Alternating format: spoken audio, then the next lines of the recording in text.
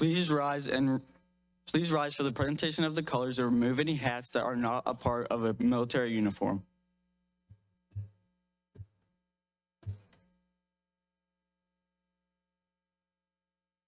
Color guard attention. Color guard advance.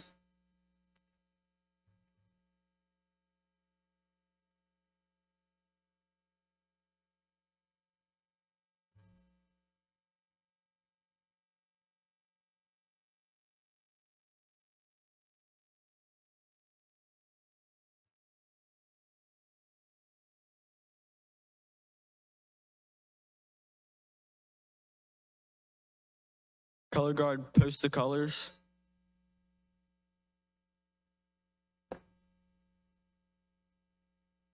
Color guard honor your colors. Please place your right hand over your heart and join me in reciting the Pledge of Allegiance. I pledge allegiance to the flag of the United States of America and to the republic for which it stands, one nation, under God, indivisible, with liberty and justice for all. Color guard dismissed.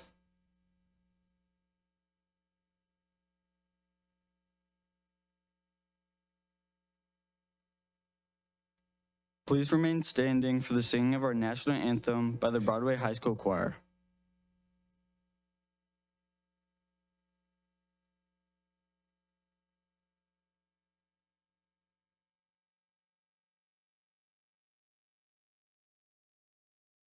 To see by the dawn's early light what so proudly we hailed, and the twilight's last gleaming, whose broad stripes and bright stars through the perilous fight toward the we watched, were so gallantly streaming, and the rockets spread bombs bursting in air, gave proof through the night that our flag was still there. Oh, say does that star-spangled banner yet wave o'er the land of the free and the home of the brave?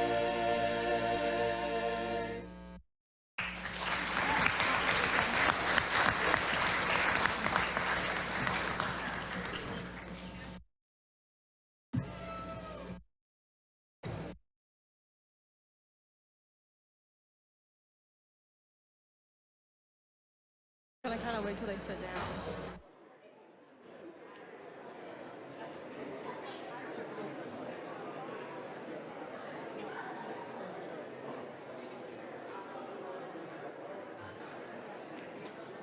I'm putting my phone in here.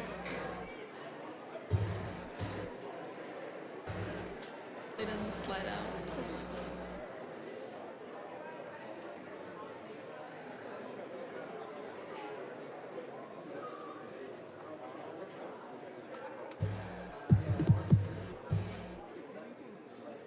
Good morning, everyone. Thank you for joining us today as we honor and celebrate the veterans of our local community.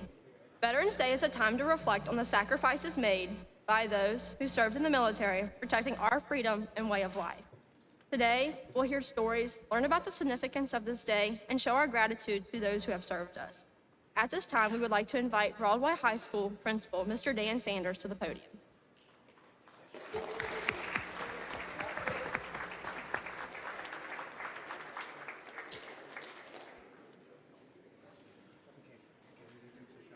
Good morning. On behalf of Broadway High School, I want to extend a warm welcome to everyone here today as we come together to honor and celebrate the sacrifice, service, and courage of our veterans. Veterans Day is a time to reflect on the incredible contributions made by the men and women who have served in the United States Armed Forces. It is a day to remember the heroes who have answered the call to defend our country and our freedom and protect our way of life. They also ensure that we live in a country where liberty and justice prevail. Today, we stand united in gratitude, not just for their service, but for their unwavering commitment to something greater than themselves. Whether in times of peace or war, our veterans have made sacrifices that go beyond what most of us can fully comprehend. Many have left their families, faced unimaginable challenges, and carried burdens that few can comprehend. Today, we are privileged to be in the presence of some of these heroes. To all the veterans here with us, we thank you from the bottom of our hearts. Your service has shaped this nation and continues to inspire us all. Again, thank you for joining us today as we pay tribute to those who have served and continue to serve. Happy Veterans Day.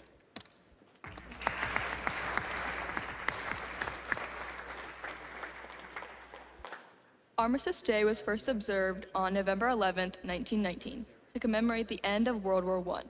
In 1954, it was renamed Veterans Day to honor all American veterans of all wars. It is a day to remember their bravery and dedication. Before we continue, let's take a moment of silence to honor our veterans and those who made the ultimate sacrifice for our country.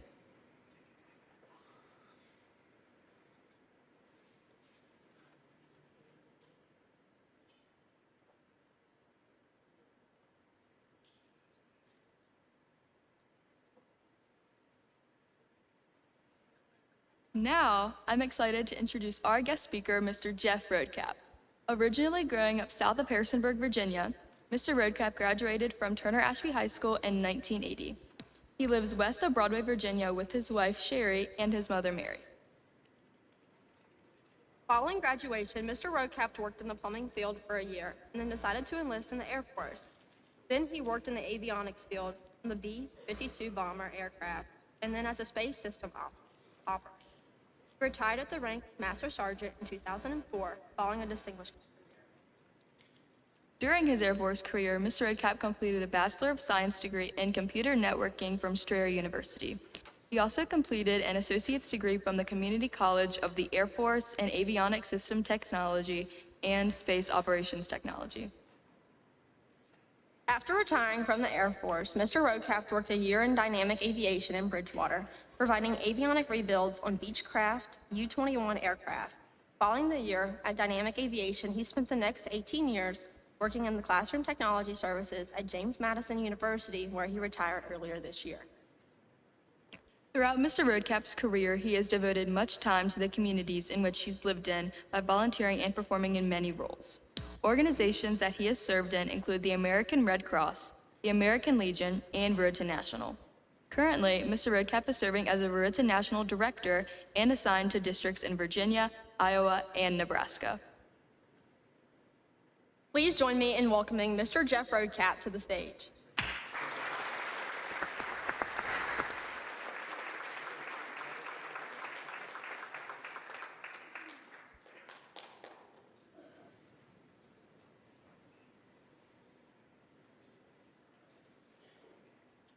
Well, good morning. I never expected to be in front of a crowd, much less a high school crowd, but thank you so much, Mr. H, for inviting me. It's an honor and a privilege to share my story while serving in the Air Force.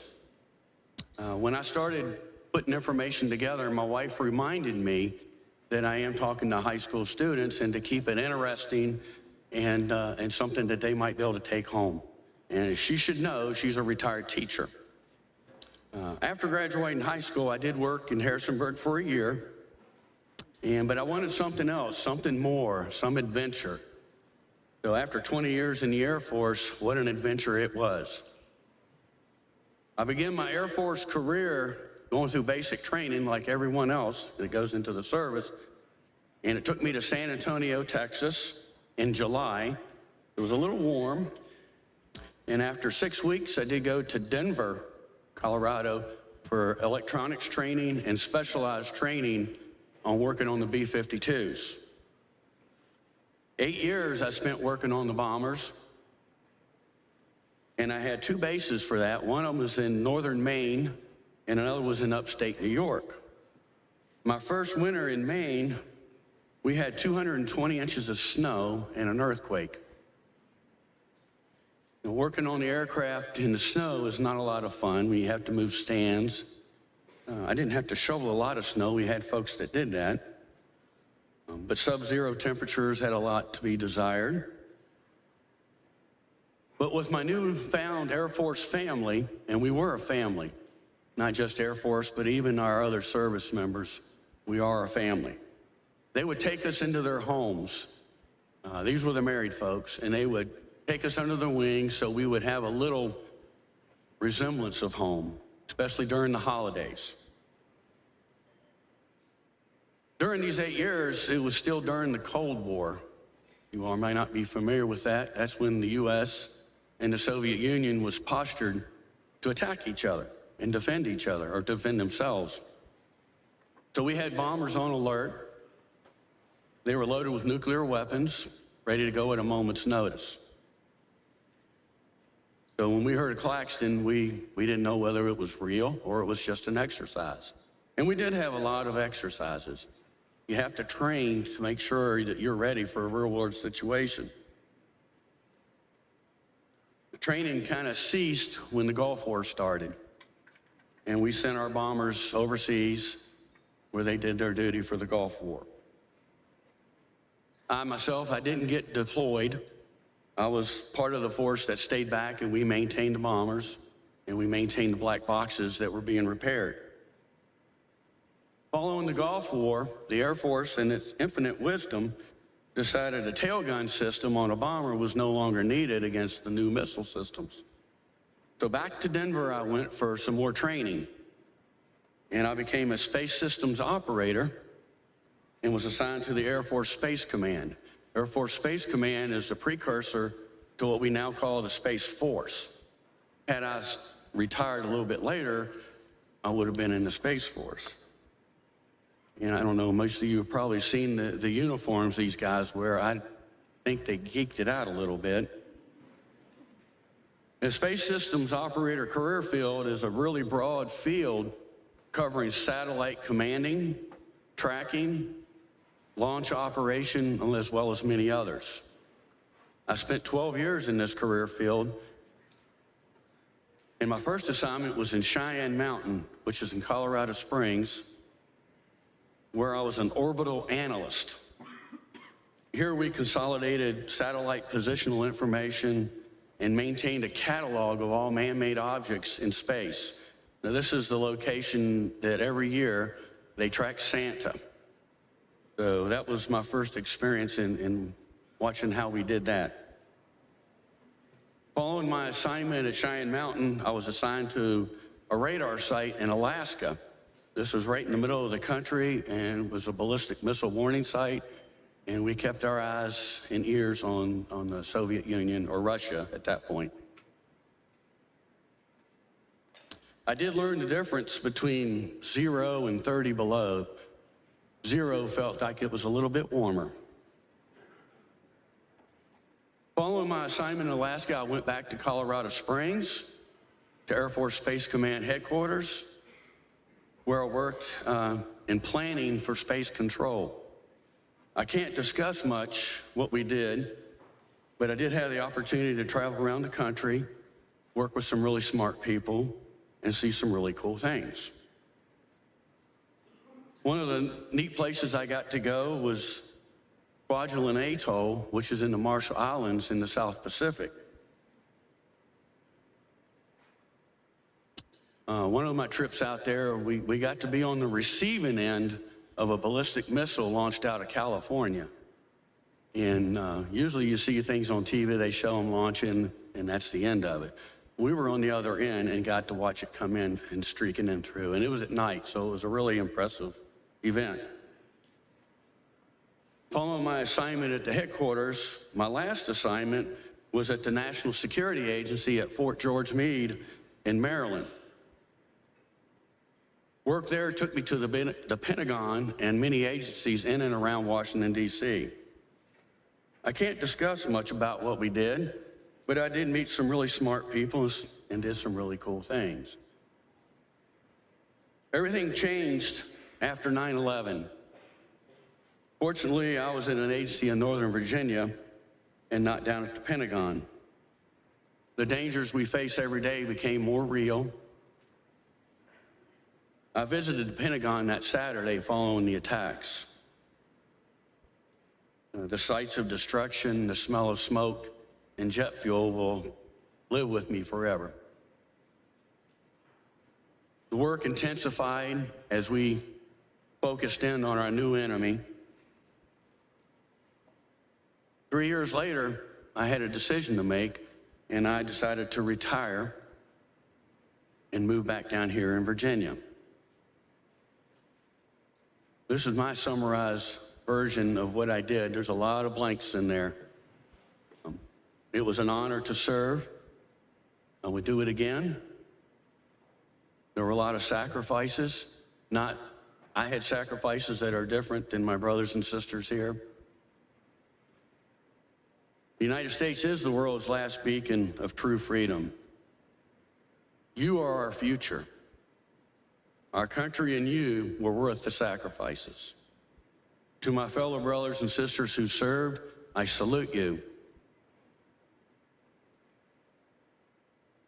And I want to thank you, Broadway High School, for allowing me to come and share my brief story. And I wish you all the best, and God bless you and the United States of America. Thank you.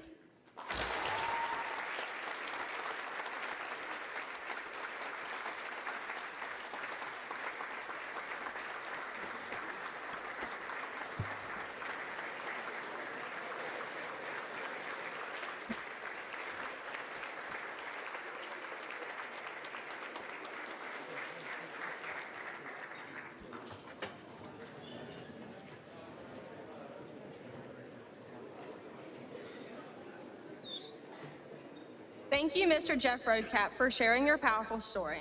It reminds us of the personal sacrifices behind the statistics. If there is any veteran in the audience today, we'd like you to take a moment to recognize you. Please stand or raise your hand so we can show our appreciation.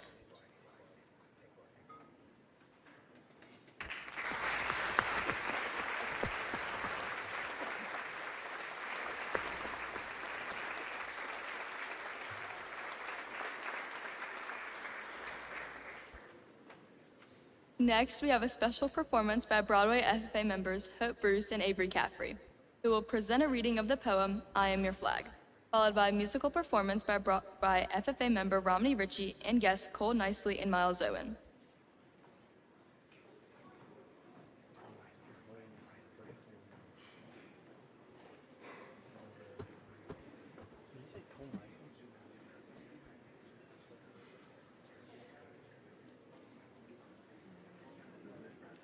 I am your flag.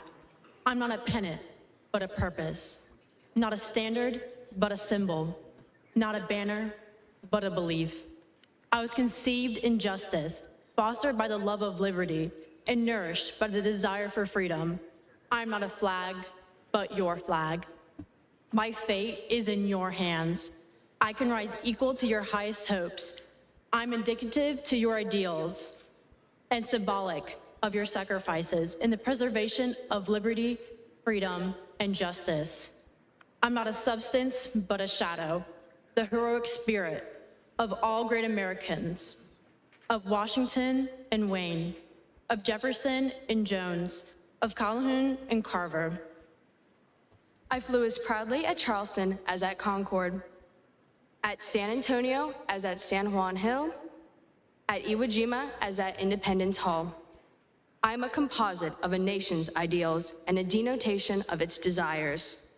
I am Old Glory, the Star-Spangled Banner, red, white, and blue.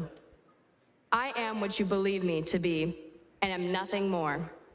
Love and respect me, then freedom, liberty, and justice live. Neglect me, and we perish together. I am your flag. My fate is in your hands.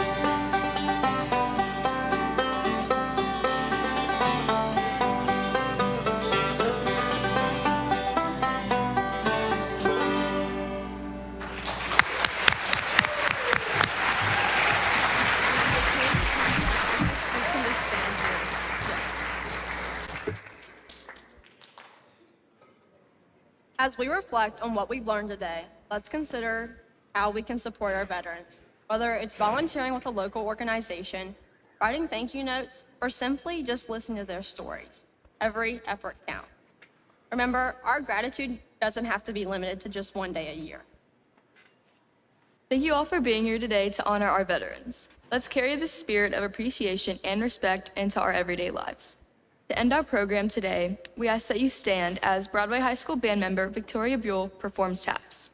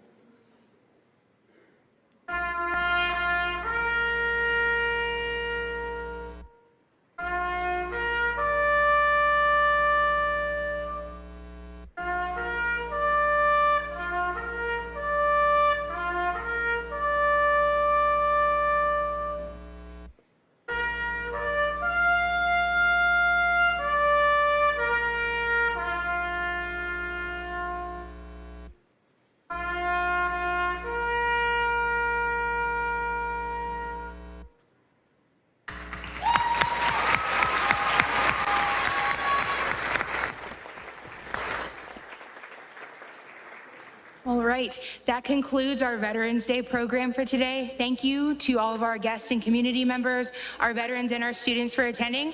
Students, you are to head back to your advisories now until the bell rings to go to first block. Thank you.